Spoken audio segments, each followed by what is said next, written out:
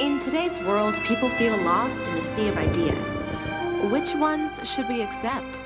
Stay tuned because you're listening to Veracity Hill, striving for truth on faith, politics, and society. Here is your host, Kurt Jarris. Well, a good day to you, and thanks for joining us here on another episode of Veracity Hill, where we are striving for truth on faith, politics, and society. We are here doing a live episode of Veracity Hill, not in studio, but on site at the Discovering Truth Conference in Dyer, Indiana. Very pleased to partner with the Village Church of Dyer to put on this weekend conference. And as you can see, we have, well, most of us are wearing a whitish gray. Cisco kind of stands out a little bit.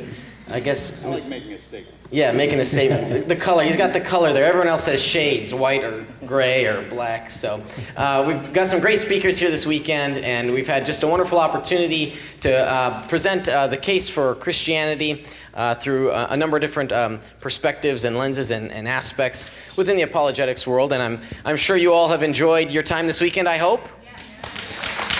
Great, wonderful. All right, now as we've been doing through the program we have for texting questions, I'll be surveying and filtering through a number of questions. This is your opportunity. We could have called this, we called it a panel discussion. How boring. And Cisco, I know we were going over title talks for your session, but maybe we could call it Ask an Apologist. So this is your opportunity to ask us questions, and maybe we'll have some of us answer the same question too, maybe different perspectives on that. So you can send in sort of anything in general that you think is apologetics. And the perk of the system here is that I'll be able to see which questions might be good for which speaker. So that'll be good to bring those in. So we've already got someone who's got a question here. And this will be for Ted. We'll start off here. 7843. Oh, Ted's got his own mic from the last session. All right.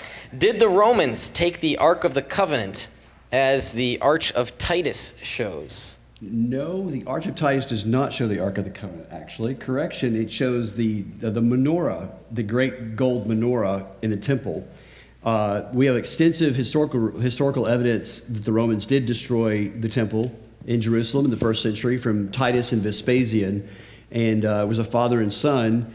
And when Vespasian, when he wanted to commemorate this event, he actually built an Arch of Triumph, and as I mentioned in the previous session, some of you are in here. If you're not in here, there was an Italian archaeologist working a few years ago and deciphered some new text found in some of the inscriptions in the Colosseum in Rome, and through some research discovered that the gold that the Romans had gleaned from the tabernacle, because they melted the gold in it when they destroyed the temple, they brought that gold back into the treasury of Rome, and it was a down payment for the building of the Colosseum in Rome.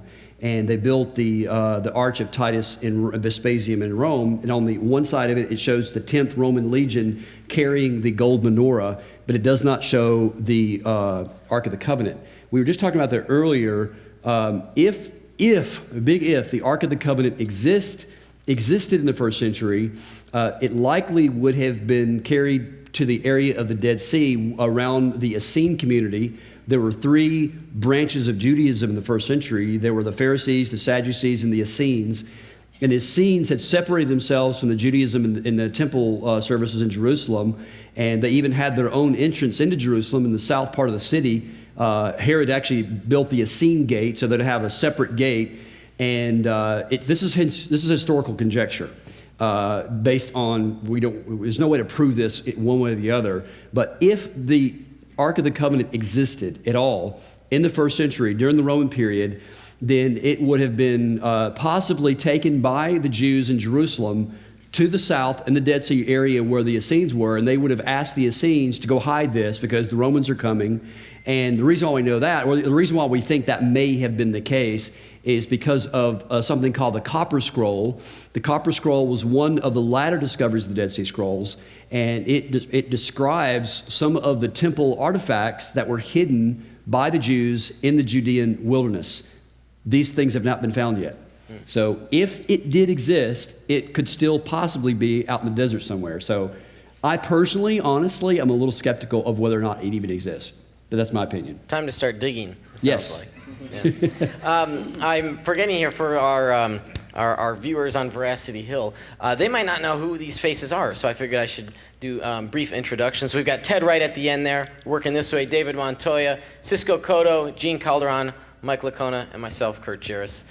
So let's do a fun question here. What are some of your hobbies? This is a question for everyone. What are some of your hobbies? We get to know you guys a little bit better. I am actually ranked as a professional magician. Yes. You might think that's kind of funny, but that's how I became a Christian. Through a Christian magician coming in, and he shared the gospel. I got tricked into the kingdom. but that to say, I love what he does, and my hobby is to shoot pistols. Why wasn't there a magic breakout? Next time. Next time. I love bowling, and I'm trying to rope my son into it now, and so far, so good. My hobbies outside of apologetics and biblical studies would be martial arts and music. So, Mountain climbing, big mountains. Yes. Welcome to the Midwest. Yeah, thank you. Yeah. Not a lot around here. Great. All right. Let's see here. We've got some questions rolling in. Gene, I want to ask you this one. 7843. Can morality be explained through the collective agreement on what feels good and what causes pain? yeah, morality, if we're basing it on our feelings and what causes good and bad, right and wrong, good and bad and what feels good, we really then, morality, everyone's going to have their own personal morality. And so my morality is going to be different than yours and different than the next person. And so I just really don't think that is a good standard for us to be able to say morality is based on how I feel, because now we're going to end up with billions of different perspectives on what morality is. And so if we did do that, then we would have to look at slavery or abortion or all those other moral topics as it's going to be okay for some people and okay for other people and not okay. But I always say you realize what morality or what's good and bad based on your reaction more so than your action. So for some reason, every time somebody tries to kill me, I know it's wrong. Right? It makes sense? And so that's how I know that it's beyond humanity. It has to be beyond how we feel. And that source that is beyond, I think, points back to something that is timeless, spaceless, immaterial. And we just look at that and say it has to be something beyond humanity. And that's where I get the idea that it has to come from God. All right. Let's see here. Mike, I want to peg you with this one here. With the rise of the Muslim faith, what is the best way to defend our faith in a loving manner? Well, my understanding of the Islamic culture, Middle Eastern type culture, is it's honor, shame. And so what we don't want to do is to insult the person. You want to go after the arguments. You can go after Islam and you can attack Islam as a religion, but you don't want to attack the person. You don't want to insult the person you're talking to or talk down to them in any way. A lot of the Islamic culture, Middle Eastern culture, it is very different than Western politically correct culture. So it's not a matter of, you got to be real careful not to disagree with the persons so that you don't offend them. It's a matter of, they want to see that you have a strong view. So if a Westerner who says, your Muslim view is every bit as valid as my Christian view, Muslims see weakness in that and they lose respect. So they would prefer you say, no, you are following a false prophet and you're a member of a false religion, you're going to end up in hell. That is better to say that to a Muslim than to say what you believe is every bit as valid as what I believe. So we've got our arguments. We can show our evidence for the death and resurrection of Jesus, that he claimed to be God's uniquely divine son. But we need to do it with confidence, not with weakness. And we do it attacking the beliefs of the person rather than the person. You've had the opportunity to debate a number of Muslims, and so you've experienced that firsthand, haven't you? Yeah, it's In fact, I thought the first debate I did with a Muslim was with Shabir Ali. I thought that went really well, and apparently it did because Nabil Qureshi was there and he thought I won the debate.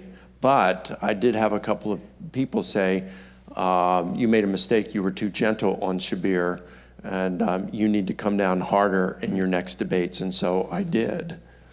It's interesting. So you're friends with David Wood. He's got a popular Acts 15 apologetics ministry. Acts 17. Acts 17. Sorry, yes. And I know David down the line there is a fan too. Some of those videos, they're quite provocative for some people, but that works for their culture, the values that they have. David is getting between 2 and 4 million views a month on his YouTube channel, and every day he has Muslims who are communicating with him saying, I saw your videos, I've left Islam, I've become a Christian. Yeah. Yeah. And for some of us Americans, we might be thinking, we've got, the interfaith dialogues where it's a nice time for us to share our view of faith versus another person's view. And David just kind of totally rejects that model and method and just goes right at it. Many of us would think it's provocative, but it really does a great job of reaching Muslims in that way. So, yeah, really attack the argument, be passionate, and win the argument too. I had the opportunity years ago to speak at Speaker's Corner in London, and where Muslims come and they talk about Islam, and it's big. You got to win the argument. They're really into that stuff. All right, we've got a few questions coming in. Let's see here. David, I'm going to give you this one. You're going to like this because I think we disagree. Often, 2331 asks, I often hear people say, I walked away from the church and my faith in Jesus. Maybe this person means I, as in someone can.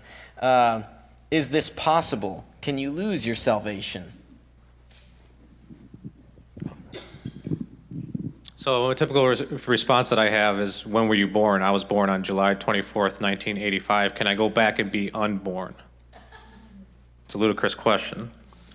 And if you're spiritually born again, how can you be unborn? I work under a couple premises, and one of them is that God cannot fail. A concept of free will, in my mind, is this sort of concept that's there, and people believe that God cannot overcome someone's free will, yet he is the omnipotent being on the planet. If you were to translate that towards the afterlife, then if my free will is intact, I should be able to sin in heaven, I guess, because of course you can't overcome it. If you were consistent in that argument. So in my opinion, once you're born again, you cannot be unborn. No man can pluck you out of my hand. All right. Let's see here. Ted, this is a question for you. Is it possible Christianity was influenced by earlier pagan religions? For example, Horus and Osiris are gods in Egyptian mythology that are said to have died and risen again. Yes, there's any number of ways to answer that question. And there's been some great videos, and Mike probably even speak on this better than me on that specific question. I will give my answer, and I'm going to defer to Mike on this, but let me just say this. It's not a direct archaeological answer, but it comes from C.S. Lewis, actually. Lewis talked about true myth, and that all mythologies actually encapsulate some truth in them. They are foreshadowing of the actual real thing that really happened, except that Christianity really happened. And the dying Savior, the dying God that you see in all kinds of religions, in Egypt, and you see it in all kinds of, Mesopotamia and things like that, even in the Canaanite religion, the Baal cycle, I forgot the exact year, but in Syria, they discovered the ancient site of Ugarit, which is where Ugaritic language comes from. It's a Canaanite language. And in the Ugaritic literature, we found the Baal cycle, and it turns out Baal dies and comes back from the dead. It's called the Baal cycle, but it's an agricultural thing. It has to do with agriculture. So you see this mythology all throughout the ancient Near East. But what Lewis is saying, and I think he and Tolkien had a lot of interaction on this, is that Tolkien and Lewis were very good friends, and Lewis was a professor of medieval literature, And he knew all these mythologies, but Tolkien said, listen, but this is the one that actually really all these are foreshadowings, and that Jesus rising again, this actually happened, and this is a core truth of, it sort of is a foreshadowing of all these things that happen. So that's how I'd answer it. Yeah, it's a true myth. It's a true myth. Yeah, It really happened. So Lewis, when he uses the term myth, he has a much broader, richer understanding of myth. Whenever you and I think of the word myth, we think, well, it's not true. Well, that's not what Lewis means. He means a great story that explains how everything puts together. It's a worldview type of understanding of myth. So, Mike, how would you?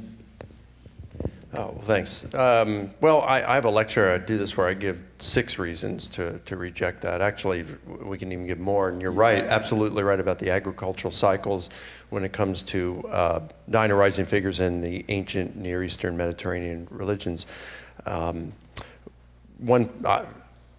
I'm going to just pick one right now, I would say, yeah, you're going to have some similarities in certain figures, but they're unimpressive. So for example, like Dionysus he has a divine paternity and he makes wine, but that's it.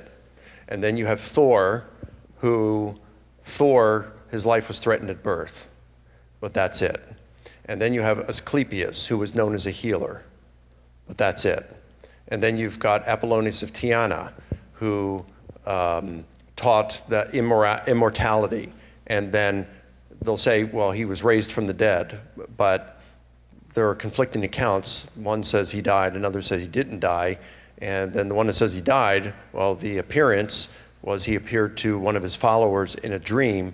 Others were there, they didn't see him. It was a dream. That's not really resurrection, but that's what they'll talk about. He rose from the dead. And then you've got Heracles or Hercules, whether you're Heracles in Greek, Hercules for Latin or Roman.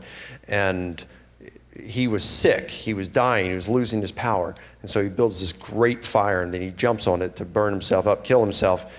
And then he was seen ascending to heaven on the horse Pegasus. But that's an ascension, like Jesus. But although Jesus wasn't horsing around.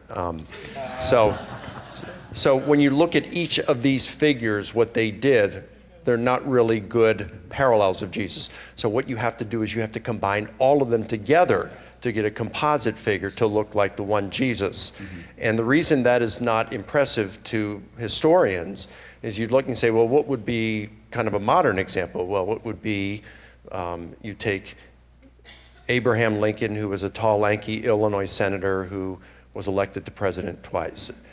You've got JFK, who graduated from Harvard and became president. And then you have a character named David Palmer in the popular television series 24, who was portrayed as the first black US president. You put all 3 of those together and you get Barack Obama, a tall, lanky Illinois senator who was elected president twice. He graduated from Harvard and was the first black US president. Left-handed like JFK. Yeah, okay. So, yeah, but what about Abe? Honest Abe. So, well, it wouldn't matter though, really, because it's a composite figure. And so you wouldn't say, well, Barack Obama copied off of these others and these weren't true of Obama. Yeah. So, and that was just like 150 years worth. We're talking over 1,000 years, maybe close, well over 1,000 years of composite figures to form one composite figure.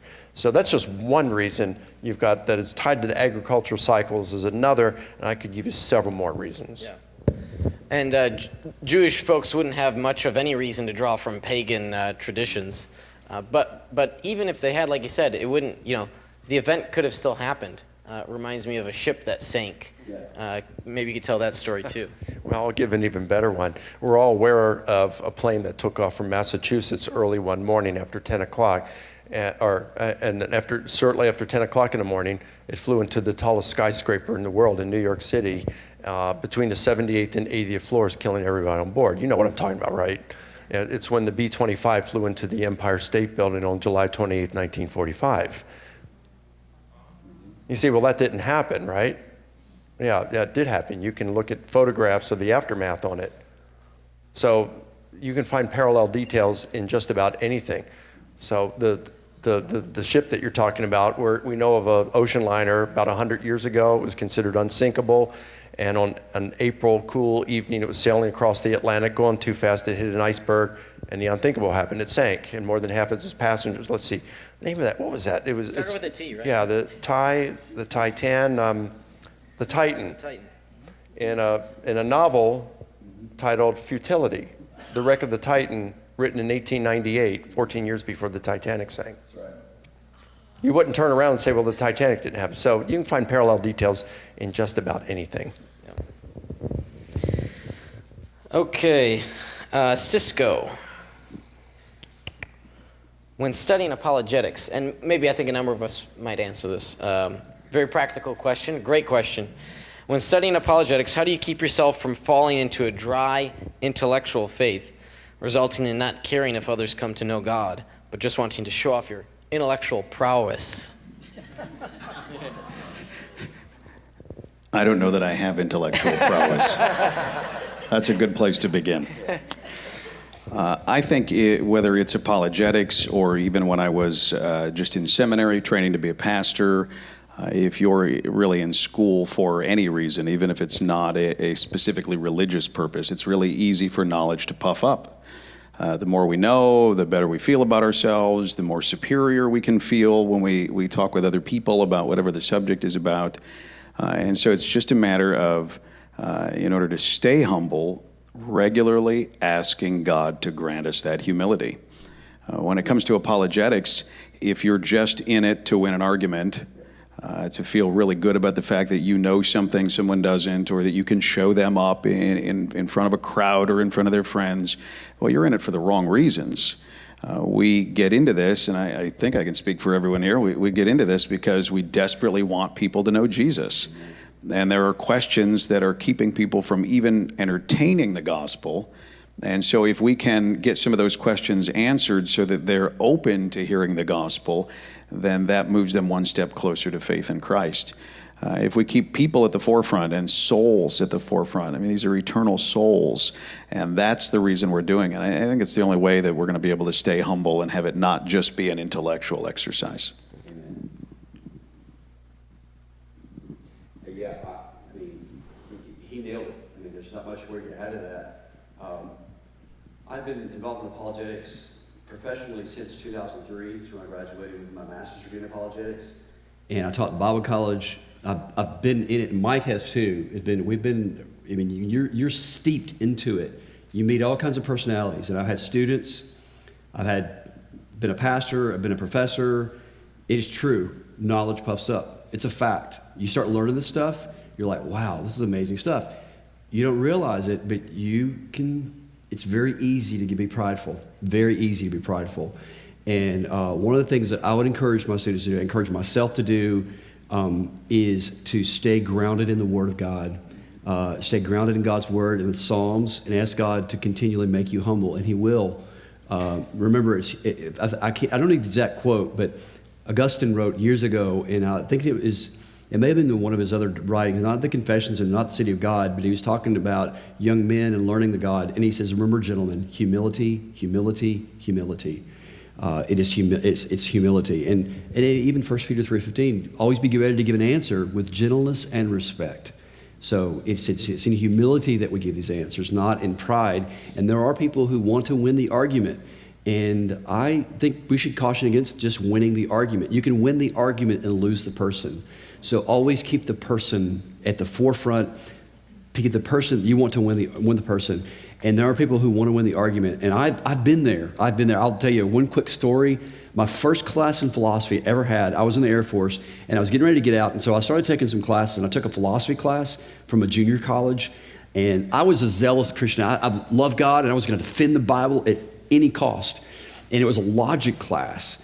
And my professors would argue that God can't make a square circle. And I was like, yes, He can. He can make a square circle. And man, I argued that, and I went to the deck on that. And he said, okay. I said, and now I look back and like, I can't believe I actually defended that God can make a square circle. He cannot make a square. It's nonsense. God can't do nonsense. So my zealousness got ahead of my humility, and I was trying, so be careful about that.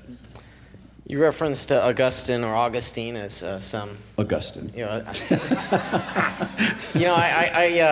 as I argue, it's closer to the Latin pronunciation. Well, we talked to a church historian, Kurt, and he did say Augustine. So Yes, that was a philosopher and theologian Kenneth Samples just a few Yes. weeks ago on the program, which is a good segue to. it's a fun debate we have. Yeah, let me mention that book. I think you should all check it out. It's called Classic Christian Thinkers.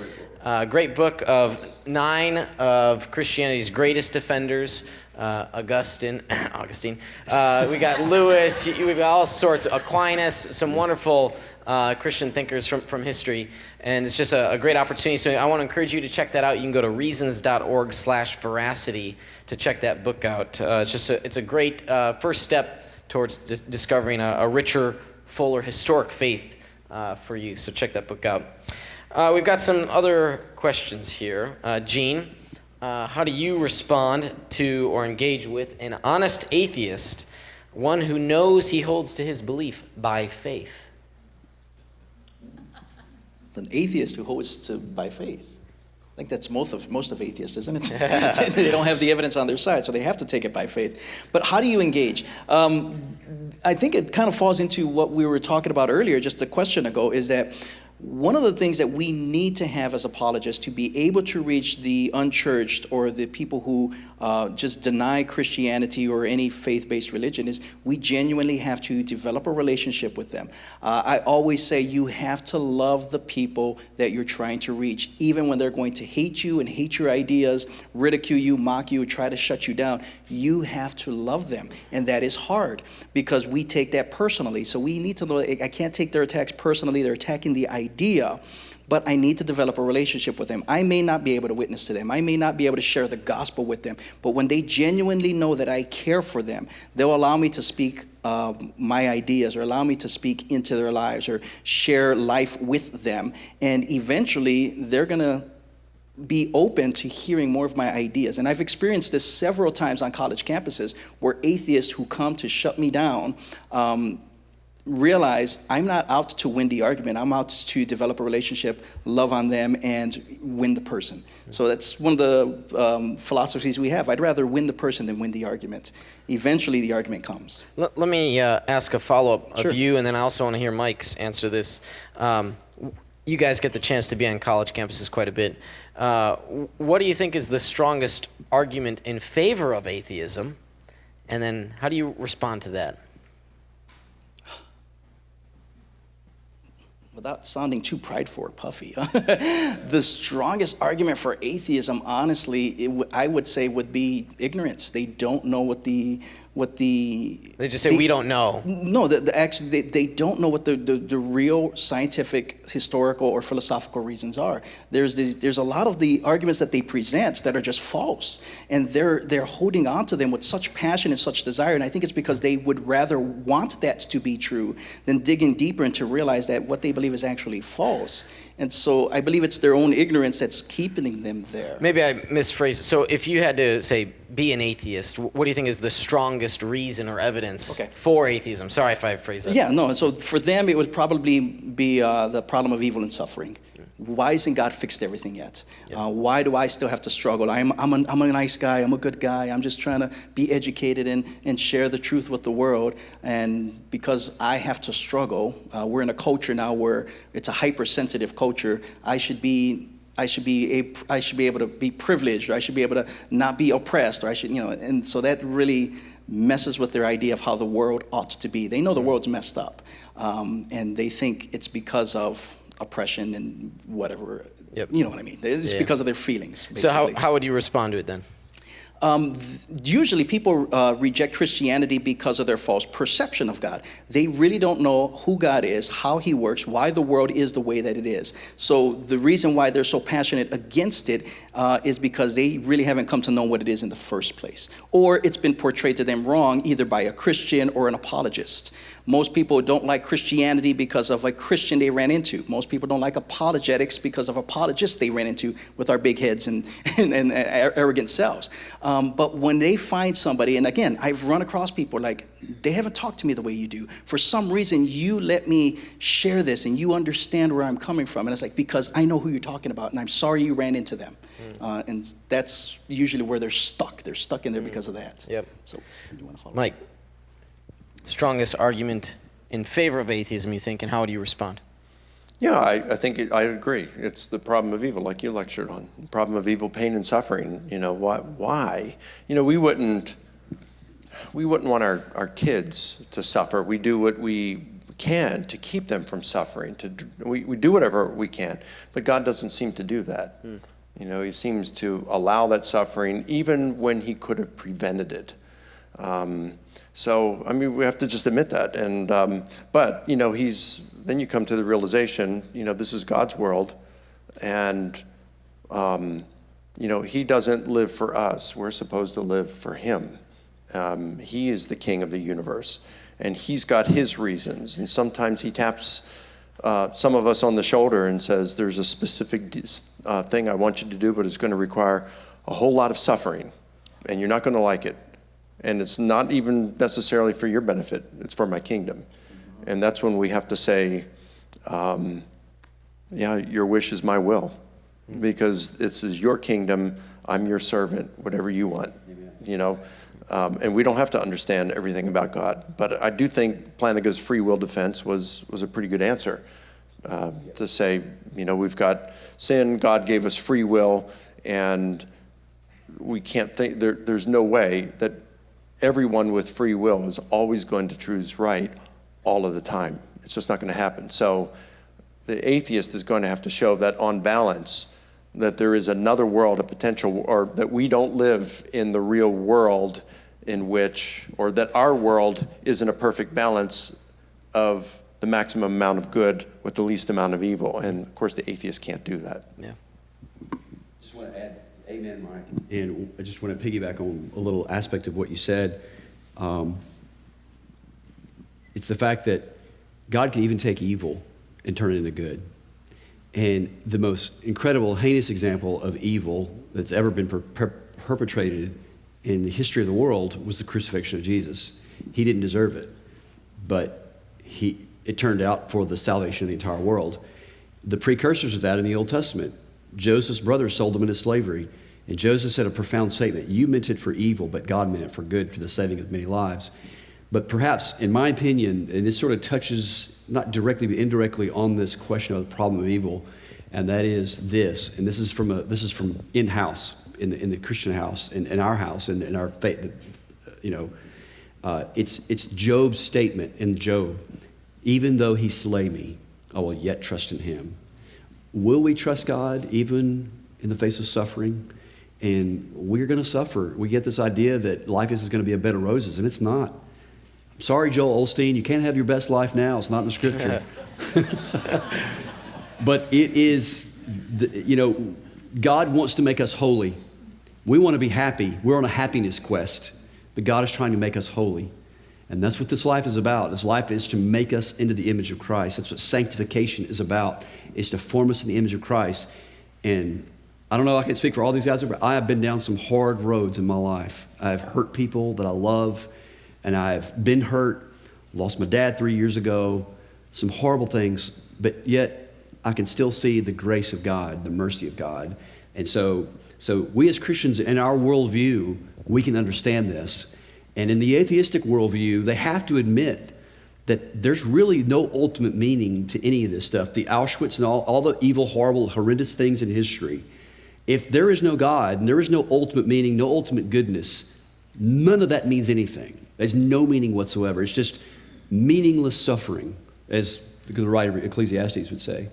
But in the Christian theistic worldview, there is meaning to this. I don't fully understand how it all means, but as Mike pointed out in the free will, like, yes, they're free creatures, and people. We live in a fallen world, and but in the Christian view of history, in fact, this is a unique perspective that we have in our worldview. History is going in a direction, and one day, the King will return.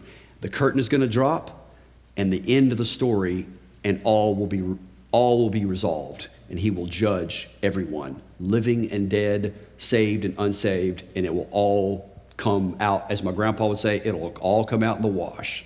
So that's my country answer to that question. You know, I think it's important to point out if an atheist says that they're an atheist by faith, like a Christian is a Christian by faith, that there's really a difference in what they mean by faith. Because for a Christian, yes, we place our faith in Jesus Christ as our Savior.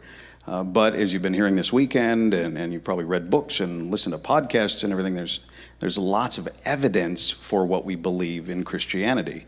Mike talked about the resurrection. I had to read his book on the resurrection for class. It took me a while. I'm going to be honest. It took me a while because it's thorough, because there's a lot of evidence throughout history for the resurrection. We don't say, well, I picked up a book and it said this guy rose from the dead, so it must be true and I believe it by faith. I mean, we trust God's word, the scriptures, but there's so much evidence for Christianity that when we say we accept it by faith, it's not of faith alone. But when it comes to atheism, what evidence do you have? I mean, hard evidence that there is no God. You can try to poke holes in the idea of God, but you can't say X, Y, Z clearly points to the fact and proves that there is no God, because it's just not there.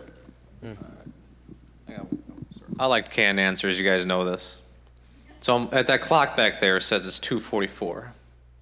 At 2:45, God will eliminate all evil and all potential evil. That means we're all gone. And everybody outside those doors and everybody in the entire world. Your problem is solved. Is that what you want, Mr. Atheist? All right, David, this is going to come back to you, and then also Ted. And David, maybe you could tell us a little bit about your journey as well. Looking for and expounding on the lack of archaeology in the history of Mormonism. Yeah, the Book of Mormon is your case study to show what indeed is a real myth and a product of the 19th century. It's a story of an Israelite family traveling by boat to the ancient American continent. And it's populated by these peoples who don't encounter anybody else in the book. Grand civilizations, steel swords, battles on chariots, with plants and coinage all laid out in the Book of Mormon. The only problem is I can't find one city. I can't find one historical person. I can't find one coin or one sword or evidence of metallurgy. And the horses, well, they didn't come until the Spaniards came. The whole thing is concoction by Joseph Smith. And it's that simple. But most Mormons don't know this. They don't have a clue that there is not a shred of evidence whatsoever that substantiates the Book of Mormon narrative. Yes, amen. That's just the tip of the iceberg. He nailed it. To kind of piggyback, the history basically in the Book of Mormon is that it is the story of a supposed Jewish family, Lehi and his family, 6 sons, right? 6 sons, is that? Yeah. Am I get that right? 6 sons, and they right before the Babylonian exile in Israel, before the Israelites are carried off into captivity, Lehi flees Jerusalem with his sons. They get down into Yemen, what is now modern-day Yemen, and apparently one of his sons gets a vision from God, build a ship, sail to the Americas, like North and South America. There's no, sail to America. When they get here, the kids get into like a squabble about who's going to be, one of them wants to go back to Jerusalem, and they get into a fight. And so the history of North America and South America apparently is the Lamanites, or is that Lamanites, and the Nephites. I always get them confused. The Nephites and the Lamanites, and they fight each other, and there's battles and wars and swords and things like that. The only problem is, in the past over 100 years, we have done extensive archaeology in North America, and there are about 7 Native American archaeological periods that we know very definitively. And they date back to something called the Archaic period. Then you have the Paleo-Indian period. Then you've got the Woodland. You got the Mississippian. Then you have so all these archaeological periods are known by the technologies of the arrow points and the pottery and things like that. There is nothing in the archaeological record in North America or South America that even comes close to describing anything in the Book of Mormon. Nothing in it is all completely made up. There's no, or if it happened, It's just there's just zero evidence for it whatsoever. No evidence whatsoever. And in the 1820s, Joseph Smith came upon a traveling mummy exhibit, and he bought a papyrus manuscript. He believed that it was from Abraham. Abraham wrote this papyrus, and he translated this papyrus from Abraham's own handwriting, and the language was called Reformed Egyptian. Well, the only problem was hieroglyphics wasn't deciphered until 1820 by the French scholar Jean-François Champollion in France. So he gets this translation of this papyrus, and it's a picture that we know about. I could show you on a slide, and it shows a mummy laying down on a table, and this creature bowing over the mummy. And what Joseph Smith says is that this is Abraham and Isaac, and this is the picture of Abraham sacrificing Isaac. Actually, no, it's not.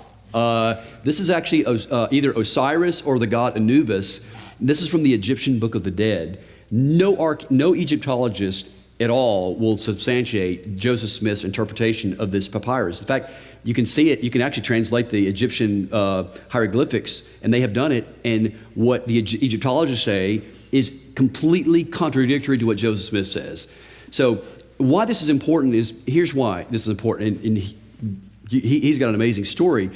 Mormon theology got some crazy stuff. And he can tell you all about the stuff that they believe. Jesus was not, he was the spirit brother, right, of Lucifer? Is that right? Okay, that's one of the things. All of the theology is connected to what is written in the Book of Mormon.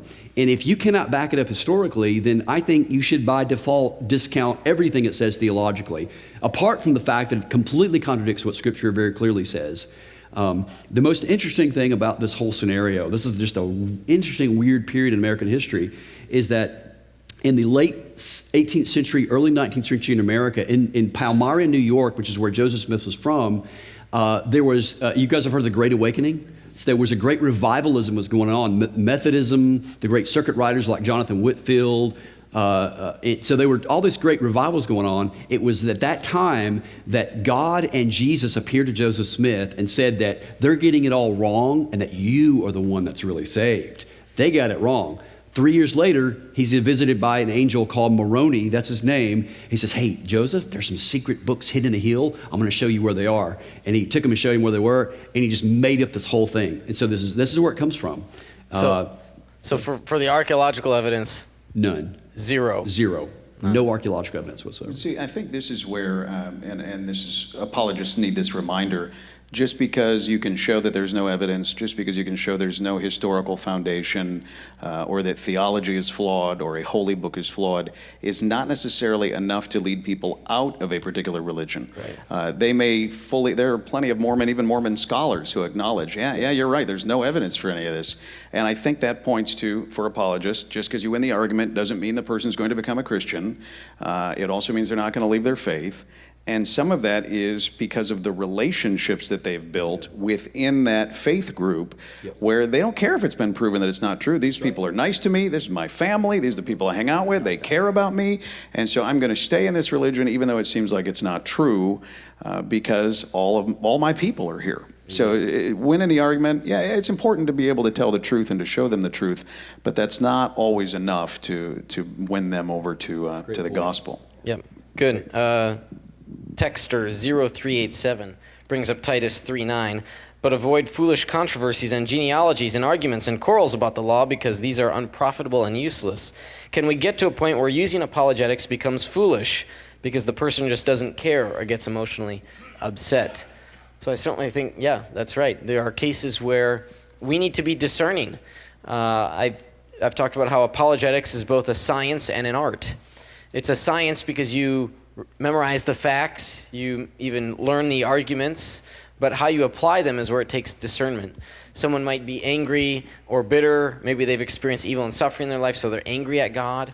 And so that's not someone who's looking for the free will defense by planning that's someone who just wants a hug, someone to be with them. And I've said Job's friends, the errors that they made was that they talked too much.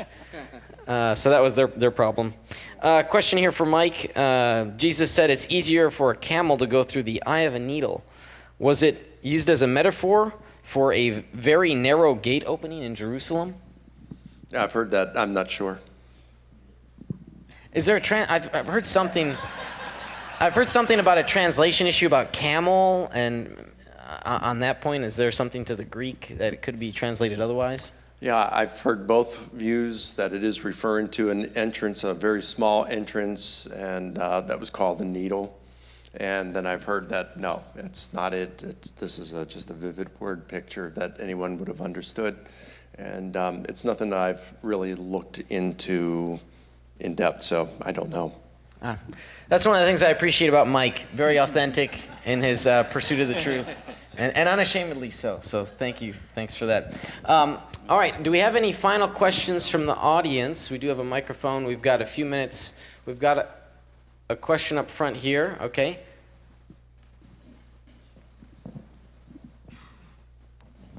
You know, for those of us not in the specific fields and not having the experience, the work, the training that you have in your respective fields, it's hard to be discerning, especially when it comes to credibility of sources and things like that.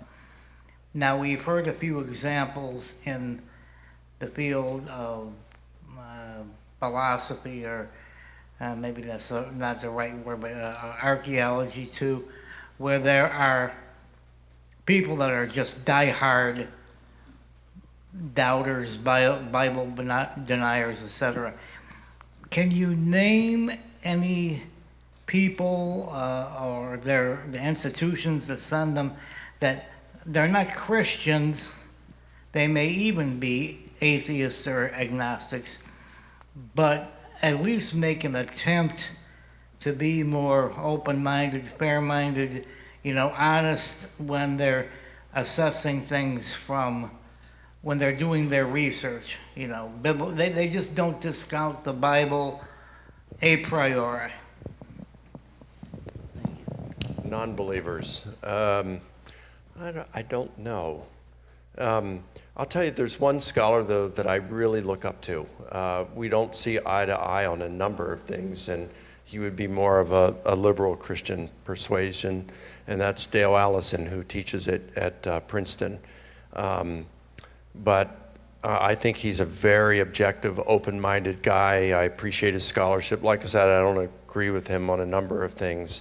But I think he truly, truly tries to look at things objectively and arrive at his conclusions, many of which are true, are correct.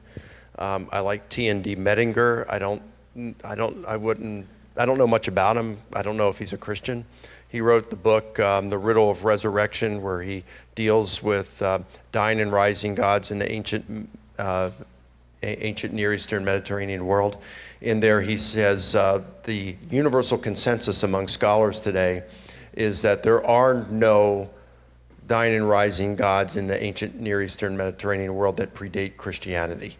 But he says he's going to go against the consensus. He thinks that there are 3 and possibly as many as 5. Now, in the end, he doesn't think that the Christians would have borrowed from these, but he does think that there are 3, even as many as 5. But the way he deals with these, even though in most of those cases I would disagree with him, he does seem like to be a very even-handed, objective scholar and does a fair case. So I'd say most scholars, I shouldn't say most. I should say there are a lot of scholars who, maybe even most, that allow their worldviews to guide their investigation. And I'm not just saying atheists, I'm saying Christians as well. They fall prey to the same problem. To find objective, really, really objective historians is very difficult. We have some. And I think of Craig Evans, I think of Ben Witherington, Craig Keener, Darrell Bach, and some others like that. But they're in a minority, even in Christianity. We just have a minute or two left here. I do want to say this. You mentioned Craig Keener. Mike and Craig Keener are going to be going toe-to-toe along with Rob Bowman at the annual Defenders Conference, October 18 and 19. So those of you here at our conference this weekend have 2 little business card-sized teaser images. Why did I give you 2? One for you and one to give away to a friend. Invite someone to that conference. That'd be great. And for those of you that want more information and to even register now, you can go to thedefendersconference.com. The best prices until August 1. So it's a hot event. Last year was such a total hit on the alleged genocide commands in the Old Testament. 4 different perspectives on that. And this year's theme is on gospel differences. So I think Mike teased a little bit about that in his breakout talk. So the last question here comes from 7753. Have you ever witnessed an atheist come to the Lord? And I'll start by saying I know 2 people that were functional atheists. And what I mean by that is they weren't devoted believers in much of any sense, not even church going. So they just didn't care about how they lived their lives. And through sharing the gospel with them and with one of the gentlemen doing apologetics with him, I've seen 2 people really become devoted believers in the Lord. I have several, and again, it wasn't so much how much I knew, but how much I cared. And they actually make some of the best Christian defenders once they convert, because they've struggled through the intellectual arguments and they realize what it is that they were looking for. So yeah, several, by developing a relationship with them. And once that opened up the doors to intellectual discussions, they were some of the best Christian defenders that I know. I want to say it's not directly connected, but it's indirectly. So in your conversations as you go out from this weekend and you go to your family members and your people, and you guys know people, I like to give my students this sort of assessment grid as you're assessing people. And here's how I think people fall into one of these categories. You've got the atheist, you got the agnostics, and under agnostics you have hard agnostics and soft agnostics. You have someone who says, well, I don't know and I don't really care. The soft agnostics, I don't know and yeah, I'm kind of a... And the 4th category are the mockers. There are mockers today, people who don't give a rip about Christianity.